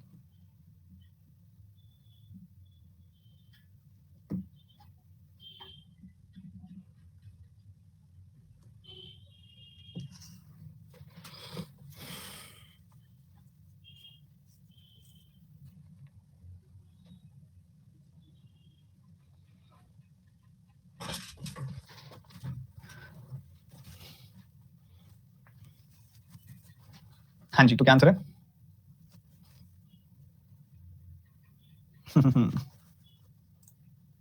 बैक करो प्लीज। पीछे क्या ऐसा लिखा हुआ जो यहाँ लिखा हुआ? बैक करूं जो मैं? अच्छा, टोटल 15,000 और 8400 याद होना चाहिए था। ये ग्राफ तो मैंने इन्हीं से बनाया। तो देखो ये तो नोटिसिंग स्किल्स है ना आपकी, कितना कम नोटिस करते हो। अभी आपके ऊपर देखो, फटाफट से देखना तो आपको ही पड़ेगा। अभी ऑलरेडी हमें पता है कि टोटल इतने बॉयज इतने हैं। तो यार अगर मैं क्यू एस की बात करूं, क्यू और एस में मुझे गर्ल्स कैलकुलेट करनी है, तो आपने देखा यहाँ पे 15% टोटल है ध्यान से, और यहाँ टोटल कितने हैं? यहाँ पे देखा 12% टोटल है। देखा कि यहाँ पे तो देखो 15% और यहाँ 12%, 10 11 12, तो टोटल देखा जाए तो कितने बच्चे हैं यहाँ पे? 27%। और 27% ऑफ 15,000 कितना होगा? परसेंटेज से डबल जीरो गया। और उसके बाद अगर आप देखो, आपने यहाँ पे 15 का 2 गुना किया 30 आ गया 300, 15 का 7 गुना किया 105 आ गया, तो ये 405 आगे वैल्यू, और एक जीरो भी लगेगी, तो 4050 तो टोटल है इसमें। 4050 अगर टोटल है तो गर्ल्स कितनी है उसके लिए बॉयज सब्ट्रैक्ट करने पड़ेंगे। यहाँ पे देखोगे तो बॉयज, तो यहाँ पे बॉयज 15% है, और यहाँ पे बॉयज 15 से एक ज्यादा यानी कि 16%, यानी कि टोटल बॉयज इसमें 31% है। 31% किसका? 8400 का। मतलब 31 गुना 84 आपने करना है। सिंपल है। 84 का अगर आप 3 गुना करते हो तो कितना आएगा? इतना। और 84 का अगर आप 1 गुना करते हो तो कितना आएगा? इतना। तो कुछ इस तरीके से नंबर्स आपके साथ चलने वाले हैं, यही है ना। तो आपने देखा भाई ये क्या आ गई वैल्यू? 336 आ गई वैल्यू। तो 336 आ गई वैल्यू, बट यहाँ पे आपने 336 कुछ मिस किया क्या मैंने? 84 का 3, हाँ अरे नहीं, 2400 आएगी वैल्यू। 2400 plus 120 and then we can add 84 in it. ठीक है, तो ये कुछ इस तरीके से वैल्यू आएगी कि 2520 में आपने 84 ऐड कर दिया, तो ये आ गई वैल्यू 2604। आपने सब कर दिया। 4000 में से 26 हो गया, 1400 आया, और 50 में से 4 गया, आपको मिला 46। तो 1446 गर्ल्स हैं क्यू और एस में। और आर और एस में टोटल बच्चे कितने हैं? आर और एस में अगर आप देखोगे यहाँ पे हैं 28% और एस में है टोटल 12%। तो 40% 15,000 का यानी कि 6,000। तो ये 1446 6,000 का कितना परसेंटेज है, ये सवाल है। ठीक है, तो 0 से 0 कट हो गया, 6 से काट दो इसको, 6 का 2 गुना 12 और 6 का 4 गुना 24, 6 का 1 गुना, और नीचे 10 भी है तो ये आ जाएगा 24.1%, 24.1 आ जाएगा।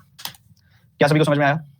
सर एक साथ सारी वैल्यूज निकाल लें, क्या क्या निकालोगे? बहुत सारी वैल्यूज नहीं वाली। ठीक है, बहुत सारी वैल्यूज नहीं वाली। सर 31% क्यों लिया बच्चों? क्योंकि 15% बॉयज हैं, इधर 16% बॉयज हैं, इधर तो टोटल 31% हो गया ना अगर मैं क्यू प्लस एस का एक साथ लूं। सर गर्ल्स बताओ, तो 4050 में से 2600 निकाला, 2604 निकाला तो हो गया ना ये। अब ऑब्वियसली इट इज लेंदी ना, ऑब्वियसली इट इज लेंदी। तो क्या कोई और तरीका है इस सवाल को बनाने का? अब और तरीका क्या देखें इसके अंदर? अब बच्चों एक सिंपल सी बात है, 15,000 है टोटल, उसमें से 8400 तो बॉयज है, तो बाकी अगर आप देखोगे तो 6600 गर्ल्स होंगी, 6600 गर्ल्स होंगी, हम ये बात जानते हैं। अब अगर आप इन दोनों की रेशियो निकालो, आपने यहाँ पे रेशियो निकाली, 6 से कैंसिल किया और यहाँ पे 6 से कैंसिल किया, 11, 14:11 की रेशियो आ गई आपके पास। ठीक है, 14:11 की रेशियो आ गई आपके पास। ये किसकी रेशियो है? बॉयज और गर्ल्स की। आपने नोटिस किया भाई यहाँ पे जो गर्ल्स हैं, बॉयज हैं और ओवरऑल है, ये वैल्यूज अपने पास है। अगर आप देखो ओवरऑल कितने स्टूडेंट हैं क्यू और एस में, क्यू और एस में देखा हमने कि भाई ये है क्यू, ये है एस, तो ओवरऑल अगर आप देखोगे 15 और 12 यानी कि ओवरऑल 27% बच्चे क्यू और एस में हैं। और अगर हम बॉयज की बात करें तो 15 यहाँ पे देखो, ये 15 और ये 16, 31% बॉयज हैं यहाँ पे। ठीक बात है, तो इसमें से इसको घटा दिया, इसमें से इसको घटा दिया तो मुझे मिला 4। बच्चों अगर 11 यूनिट की वैल्यू 4 है तो 1 यूनिट की वैल्यू क्या हो गई? 4/11। 14 यूनिट की वैल्यू क्या हो गई? 14 गुना 4/11 मतलब 56/11। यही बात होगी, यही बात होगी। अब अगर आपने देखा भाई 27 में से मैं कोई नंबर घटा रहा हूँ और मुझे 56/11 मिल रहा है, 27 में से मैं कोई नंबर घटा रहा हूँ और मुझे मिल रहा है 56/11, मतलब बेसिकली मुझे क्या करना है, 27 में से 56/11 ही घटाना है, तो मुझे पता लग जाएगा यहाँ पे नंबर क्या आएगा। तो यहाँ मैंने देखा 297 माइनस 56/11 इतना प्रतिशत मुझे निकालना पड़ेगा। ये सब्ट्रैक्ट कर दिया, 9 में से 5 गया 4, 7 में से 6 गया, 241/11 आ गई वैल्यू, 241/11 आ गई वैल्यू। अच्छा हमने निकाला था 6600 बच्चे हैं, तो 241/11 परसेंटेज मतलब 1/100, इसका 6600 का। और ये किसका हमने निकालना है, ये परसेंटेज किसका, मतलब किसके रिस्पेक्ट में? आर और एस के। आर और एस में टोटल बच्चे देखे थे आपने कितने थे? अभी हमने देखे थे यार, आर में जो थे वो टोटल बच्चे थे 28% और यहाँ थे 12%, मतलब 40% थे 15,000 के, यानी कि 6,000 आई थी वैल्यू। यही बताना था कि इसका कितना परसेंटेज है। तो बस जो कट रहा है काट दो यार, ये 2 0 से 2 0 कट गई, 11 का 6 गुना ये कट गया, 6 से 1000 गुना ये कट गया, 2 0 से 2 0 ये कट गई, 24.1% आंसर आ गया। पूरे के पूरे में मुश्किल क्या था? सिर्फ और सिर्फ ये निकालना 56/11 और इसको सब्ट्रैक्ट करना। अगर ये ढंग से कर लिया, इसमें कॉन्फिडेंस रख लिया, इसमें बेसिक्स याद कर लिए, तो फिर कोई दम ही नहीं था, पूरे सवाल में एलिगेशन आता होता। डेटा क्या क्या एक्सट्रैक्ट करोगे बच्चों, पहले ये तो बता दो मुझे, क्या क्या डेटा एक्सट्रैक्ट करोगे? क्या डेटा थोड़ा बहुत है? सर 56 कैसे आया, मैं बता देता हूँ। एलिगेशन नहीं आता तो बिल्कुल भी एफर्ट नहीं करनी सवाल के सेकंड मेथड को समझने की, क्योंकि समझ नहीं आएगा। एलिगेशन पढ़ो पहले, इवनिंग वाले बैच में जो एलिगेशन पढ़ा रहा हूं मैं उसको पढ़ो पहले, ठीक है? उसके बिना समझ नहीं आएगा। एलिगेशन पढ़ा हुआ है फिर ध्यान से देख लो। क्यू और एस में कितने हैं बॉयज, कितने परसेंट है? 31% है। ओवरऑल बच्चे कितने परसेंट है? 27% है क्यू और एस में। गर्ल्स कितनी परसेंट है, ये तो निकालना है। बॉयज गर्ल्स की क्या रेशियो है? बॉयज गर्ल्स की रेशियो में पता है, 15,000 में से 8400 अगर बॉयज हैं तो 6600 गर्ल्स होंगी, 0 से 0 काटा, 6 से काटा 14, 11 की रेशियो आ गई बॉयज गर्ल्स की। इसमें से इसको घटाया 4% आई वैल्यू। बच्चों 11 यूनिट की वैल्यू अगर 4% है तो 1 यूनिट की वैल्यू क्या आएगी? 4/11%। और इस 14 यूनिट की वैल्यू क्या आएगी? 14 गुना 4/11%, यानी कि 56/11%। अब ये दिमाग में होना चाहिए था। अब पता 27 में से कोई नंबर हमने घटाना है, 27 में से कोई नंबर हम घटा रहे हैं और हमें मिल रहा है 56/11, तो वो नंबर क्या होगा? 27 माइनस 56/11 यानी कि 297 माइनस 56/11 यानी कि 241/11। तो हमें ये पता चल गया कि एक ही वैल्यू आएगी 241/11 परसेंटेज, मतलब 241/11 परसेंटेज का मतलब होता है 1/100। और कितनी गर्ल्स हैं? 6600। इतने प्रतिशत इतनी तो गर्ल्स हैं, और टोटल बच्चे कितने हैं? 6000 हम ऑलरेडी निकाल चुके थे, जिसके रिस्पेक्ट में हमने कैलकुलेट करना है। तो ये 2 0 से 2 0 कट गई और ये 2 0 से ये 2 0 कट गई, 11 का 6 गुना कट गया, 6 का 10 गुना कट गया, तो 241/10 बच गया, यानी कि 24.1%। ठीक है, थोड़ा सा यार चीजों को से आप ये मत देखो कि यार ये इतना लेंदी है, हमारे पेपर में आएगा कि नहीं आएगा, तो मैं सीखूं, क्या पता यही आ जाए, ऐसा ही सवाल आ जाए। पर 241/11 ना करके बड़ा सिंपल सा बन जाता कुछ इसके अंदर। फॉर एग्जांपल यहाँ सब्ट्रैक्ट करते तो 11 आ जाता, तो 11 यूनिट की वैल्यू 11, तो 14 यूनिट की वैल्यू 14 आ जाती, 27 में से 14 घटाना था, सीधा सीधा यहाँ 13% आ जाती वैल्यू, 13% निकाल लेते, सेकंडों में हो जाता। पर वही बात है, तुम कॉन्सेप्ट नहीं सीख रहे, ये सोच के कि लेंदी हो गया। सीखो तो सही यार। 6000 कैसे आया? अभी बच्चा यहीं पे ये भी 6000 कैसे आया? बच्चों फोकस नहीं है क्लास में, बिना फोकस के नहीं होगी फिर डीआई का टॉपिक। अच्छा आर और एस के टोटल स्टूडेंट्स हैं 6000, कैसे निकाले हैं? आर में कितने हैं? 28%, ये येलो कलर कितना है? 28%, और एस में कितना है? 12%। 28 प्लस 12 मतलब 40%। 15,000 का 40% 6000 नहीं होता, 15 का 4 गुना 60 और 2 जीरोस। चलो आसान सा सवाल कर लो, ये लो बिल्कुल सिंपल सा सवाल है, बिल्कुल सिंपल सवाल है, मतलब क्या ही करोगे, इतना सिंपल सवाल है।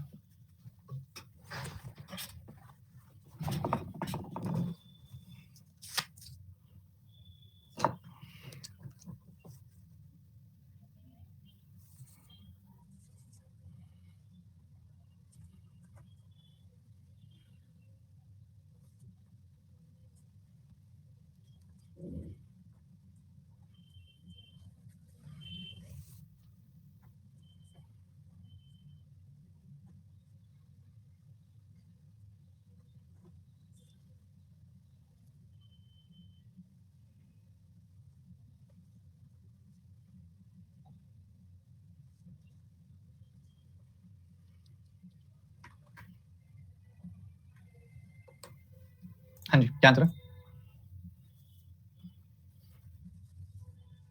शाबाश, बहुत बढ़िया।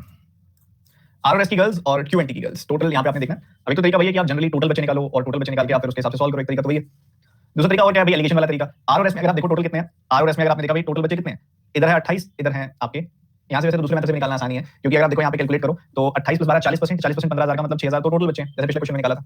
और अगर देखोगे 30 प्लस यहाँ पे 30 प्लस 16 है, यानी कि 46%। अब किसका 84 होगा, तो परसेंटेज से डबल जीरो कट गया, या सीधा 46% निकालना है तो 50% माइनस 4% निकाल लो, 84 होगा। तो 50% इसका कितना होगा, 4200। 4% कितना होगा, 336। घटा दो, सब्ट्रैक्ट किया आपने इसमें से, और वैसे देखा जाए तो 6000 में से सब्ट्रैक्ट करना है आपने इसको, तो सीधा सीधा 6000 में से घटा दो इसको, तो 6000 में से 42 हो गया, 1800 आ गया, और ये प्लस का 336 आ जाएगा, तो ये 2136 आ गई वैल्यू। तो पहले केस में वैल्यू आई 2136। ऐसे सेम तरीके से दूसरे में भी निकाल लो और रेशियो निकल जाएगी। ये एक तरीका, इस तरीके से बनाया आप सबने, काफी सारे बच्चों ने इस तरीके से बनाया होगा या लिगेशन से बनाया। जब बच्चों रेशियो निकालनी हो ना, जैसे कि आपका ये सवाल था, ये वाला सवाल था, जैसे कि इसमें क्या निकालना था आपने, परसेंटेज निकालना था, तो इस रेशियो में आप यूज करके कर सकते थे। बट यहाँ पे अगर आप देखो ना, इधर थोड़ा सा अलग एस्पेक्ट है। तो यहाँ पे आपको ना सिर्फ आप ऐसे ही क्यों नहीं करते कि आप 1400 और 1100 मान लो, 1400 और 1100 प्लस यानी कि 2500 मान लो टोटल, कि हमारे 14-11 की रेशियो थी ना, मतलब 14 बॉयज हैं और 11 गर्ल्स हैं, तो टोटल कितने हो गए, 14 प्लस 11 25। तो मैंने उसी रेशियो में मान लिया कि 2500 टोटल है और उसमें से बॉयज हैं 1400, मैंने ये अज्यूम कर लिया। अब हमने देखा कि 2500 है ना टोटल, ध्यान से सुनना, 2500 टोटल है, तो 28 प्लस 12 यानी कि 40% अगर मैं 2500 का निकालूंगा तो 1000 आ जाएगी वैल्यू। और दूसरी तरफ मुझे 46% निकालना है ना, तो मैं 46% इसका निकालूंगा, ठीक है, इसका 46% निकालूंगा, जो कि बहुत आसान होगा। देखो 50% इसका 700 और 4% इसका कितना होगा, 56, ठीक है, सब्ट्रैक्ट कर दूंगा 644 वैल्यू आ जाएगी, क्लियर है ना। और आपने सब्ट्रैक्ट इसमें से इसको घटा दिया तो आपको वैल्यू मिल गई 356। तो पहले केस में तो ये वैल्यू आ गई। दूसरे केस की बात और कर लेते हैं। दूसरे केस में वो क्यू और टी की बात कर रहा है। क्यू में आपने देखा 15%, टी में आपने देखा 21%, ये वैल्यूज है। मैं बाकी सब इरेज कर देता हूं, यहाँ पे समय भी थोड़ा सा कम रहेगा। तो ये 15% है क्यू में और टी में है 21%, आपने जोड़ दिया 15 और 21% आप जोड़ेंगे आपको 36% मिलेगा। अब 2500 का 36% निकालना है, आप 25% निकालो 3600 का कितना आ जाएगा, 900। 900 आ गया, 36% निकालते 2500 का तभी 900 आता है, 25% निकालो 3600 का जो आसान है, 1/4 3600 यानी कि 900 आ गया। और अगर आप बॉयज देखोगे क्यू और टी में, तो यहाँ 15% है और यहाँ पे अगर आप देखोगे तो आपके 17% है, तो 32% यहाँ से। अब आपने 32% निकाल देना 1400 का, 32% 1400 का निकाल लीजिए, 30% आएगा 420, 2% आएगा 28, तो ये आपको मिल गया 448। इनके बीच का डिफरेंस निकाल लो आप, कितना डिफरेंस मिल जाएगा आपको, आपको डिफरेंस मिल जाएगा 452। क्या इतनी बात क्लियर है सबको? 4 से काट दो, आपका आंसर तैयार है। 4 से काट दो, आपका आंसर तैयार है। 4 का 8 गुना, 4 का 9 गुना, 4 का 1 गुना, 4 का 13 गुना, 89:13। हमने क्या किया, हमने इस सवाल में क्या किया, जो बच्चे कह रहे हैं समझ नहीं आया, मैंने इस सवाल में क्या किया, मुझे पता था मैंने रेशियो निकालनी है, मैंने रेशियो निकालनी है। इन्होंने मुझसे एक रेशियो पूछी है, तो फर्क नहीं पड़ता कि मैं एग्जैक्ट वैल्यूज लूं या उसी रेशियो में कोई और वैल्यूज ले लूं, ठीक है, क्योंकि उससे आंसर सेम आएगा। तो मुझे ये पता था कि टोटल बच्चे हैं 15,000, उसमें से 8400 बॉयज हैं, 6600 गर्ल्स हैं, और हम जानते हैं कि ये रेशियो हम निकाल चुके हैं 14-11, मतलब बॉयज गर्ल्स जो है वो 14 और 11 हैं, तो टोटल बच्चे कितने हो गए, 14 प्लस 11 यानी कि 25। तो मैंने क्या किया, टोटल बच्चे मान लिए 2500 और बॉयज मान लिए 1400। इससे मेरा कैलकुलेशन बहुत आसान हो गया। जैसे कि 2500 का 40% निकालना बहुत आसान है 1000, 1400 का 46% निकालना बहुत आसान है 50% माइनस 4%, 50% 4 700, 4% 56, 644 आ गया। तो बॉयज टोटल बच्चे इतने हैं, बॉयज इतने हैं, डिफरेंस निकाला 356 आ गया, इतनी गर्ल्स है। ऐसा ही दूसरे केस में क्यू एंड टी में देखा तो 36% बॉयज हैं, 2500 का 36% निकालो, चाहे 25% निकालो, 3600 का बात तो एक 900 आ जाएगा टोटल बॉयज, टोटल बच्चे। बॉयज निकालने हैं 32% बॉयज होंगे, 32% निकालो आप 400 1400 का कैसे निकालोगे, 14 का 3 गुना कर दिया 42 आ गया, 0 लग जाएगी क्योंकि 30 गुना करना है, 14 का 2 गुना कर दिया 28, ये आ गया 450, यहाँ पे ये आ गई 448 वैल्यू। तो 900 में से 448 बॉयज हैं, डिफरेंस निकाला 452 गर्ल्स होंगी, तो ये 452 आ गई वैल्यू, 4 से काट दिया 89113 की रेशियो आ गई। बताओ, रेशियोज में हमने ऑपरेट किया। आपका होमवर्क है, आपने ये वाला पिछला क्वेश्चन कोशिश करनी है सेम रेशियो में बनाने की, सेम रेशियो में बनाने की कोशिश करेंगे आप ये वाला क्वेश्चन भी, ठीक है, इसी तरीके से ये बनाओ जल्दी से, या कंटिन्यू करें नेक्स्ट क्लास में, कंटिन्यू करते हैं नेक्स्ट क्लास में, क्योंकि अभी टाइम ज्यादा बचा नहीं है और बच्चों को फिर अगली क्लास में मूव करना होता है, लंच भी करना होता है, तो मैं नहीं चाहता 10-15 मिनट और एक्स्ट्रा लगें क्योंकि टाइम भी थोड़ा सही है। तो इसलिए यहीं से कंटिन्यू करते हैं अगली क्लास में। आपकी अगली क्लास कल ही है, ठीक है, क्योंकि कल नहीं हो पाई थी, यस्टरडे नहीं हो पाई थी क्लास, इसलिए 2 दिन लगातार क्लास आपकी अभी, तो कल भी मॉर्निंग में क्लास आपकी अटेंड करनी है। मिलते हैं फिर, bye bye, take care and God bless you. Targets आपके जो चल रहे हैं कि आप रोजाना कोशिश करो 5 से 10 डीआईज सॉल्व करो। आज मजा आया कि नहीं ये बताओ, कुछ नया सीखने को मिला, चाहे वो इनकम एक्सपेंडिचर हो, चाहे उससे पहले वाली डीआई हो, चाहे केसलेट हो, सारी आज बहुत ही बढ़िया थी, बहुत ही अच्छी क्वालिटी की थी, ठीक है, डिफरेंट था सब कुछ पहले से, और चीजें ऐसे ही हर क्लास में डिफरेंट होती जाएंगी, तो आप बस सीखते जाइए और जो भी चीज आपको सिखाई जा रही है उसका प्रोडक्टिव यूसेज करिए। सर टारगेट क्या है, टारगेट सर आप क्या नहीं करते, क्या लिखा था, टारगेट नहीं हो पा रहा, कोई बात नहीं यार, देखो एक बात बताओ, एक होती है आइडियल सिचुएशन, ठीक है, एक परफेक्ट सिचुएशन होती है, हर बच्चा उस परफेक्ट सिचुएशन, एक यार तुमको मैं बोलूं कि तुमने ना रोज जो है 60 ग्राम प्रोटीन लेना है, जिसको तुम अगर लोगे तो तुम्हारी हेल्थ अच्छी रहेगी। तुम कहो सर 60 ग्राम्स नहीं खा पा रहा सर, मैं खाता ही नहीं, लॉजिक हुआ, आप कोशिश तो करो 40 ग्राम्स खाओ, 45 ग्राम्स खाओ, 50 ग्राम्स खाओ, एक दिन इतनी कंडीशन भी हो जाएगी कि आप 60 ग्राम डाइजेस्ट करने लगोगे, 60 क्या 80 ग्राम्स भी डाइजेस्ट करने लगोगे। कुछ तो करो, धीरे धीरे बढ़ाओ, हथियार थोड़ी ना गिरा देंगे सर यार, अपने आप को बेटर बनाना है यार हमने। चलो मिलते हैं अगली क्लास में, बाय।